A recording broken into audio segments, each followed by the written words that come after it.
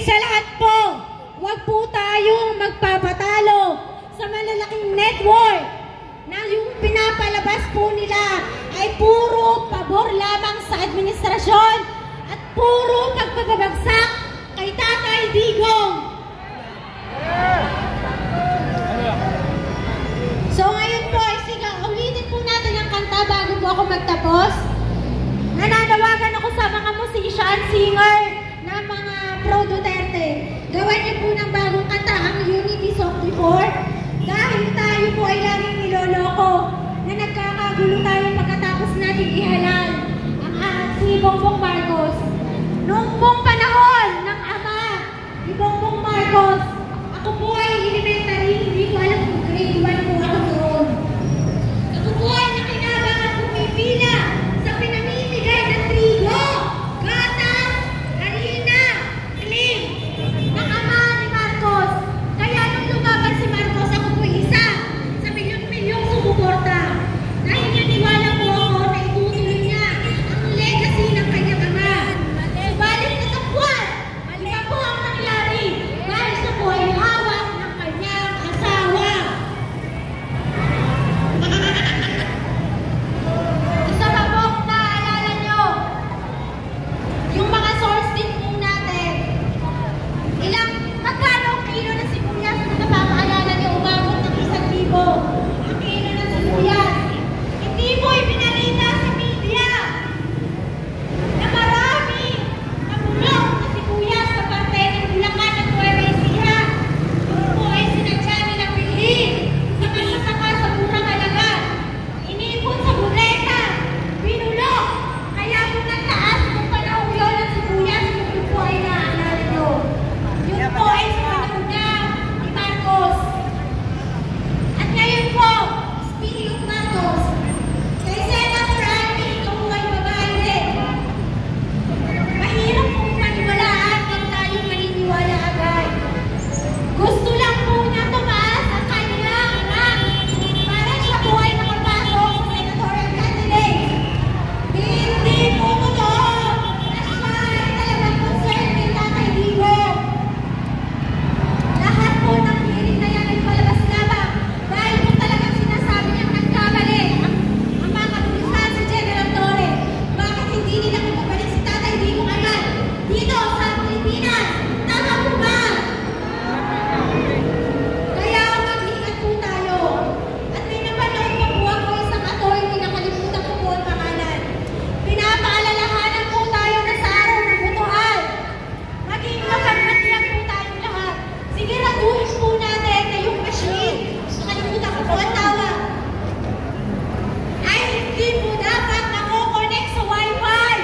Kasi doon po magkakaroon ng pagkakataon ng ating mga scammer. Pero, hindi po tawag daw sa machine. Magkakaroon po ng pagkakataon ng mga scammer ni Bangag na i-connect at palitan ng mga boto po natin. Kaya dapat po, maging kapag-matyan po tayo sa araw ng butuhan.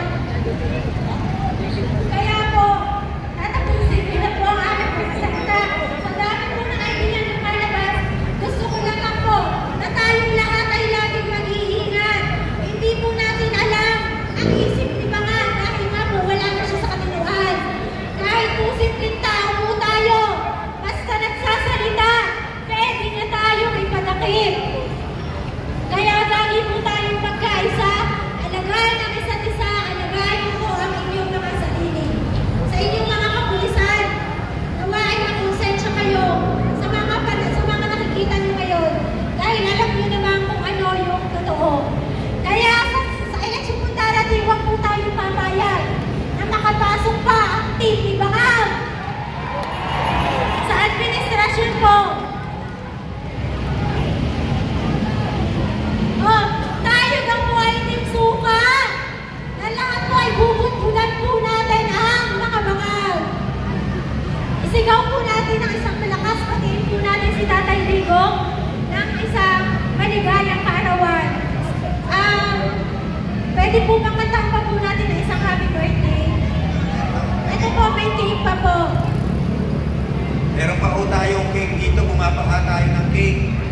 Pero ang tanong ng sabayanan, nanonood ngayon,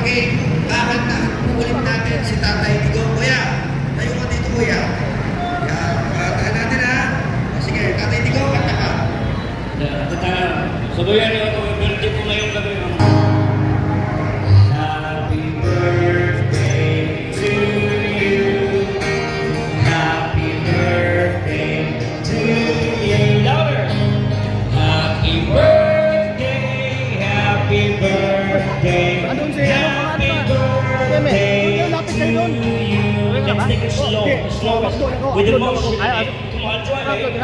Happy birthday to you. You can do it now. Come on, say it, right? Happy birthday to you. You can make it louder, louder. Happy birthday, happy birthday. Everybody, I would like to hear everyone to say happy birthday, Tatay Digong. Everybody follow after me. Happy birthday, Tatay Digong, everybody. Ibang misyon naman yung inyo eh. Sunday niyo ako. Yeah, there are also Filipino in India who would like to wish a happy birthday, but hindi niyo pagbigyan ng atakin na ito. Everybody, I would like to hear everyone saying in Indian style. Sorry. Everybody say happy birthday, Tatay Digong. You don't know how to do it. I teach you how to do it. Just hold your tongue a little bit harder on your heart. Hold it like this. Like that. Every time you talk, you pull your tongue, remove your tongue on the heart, pull it. Something very importantly. Happy birthday, Tatay Digong.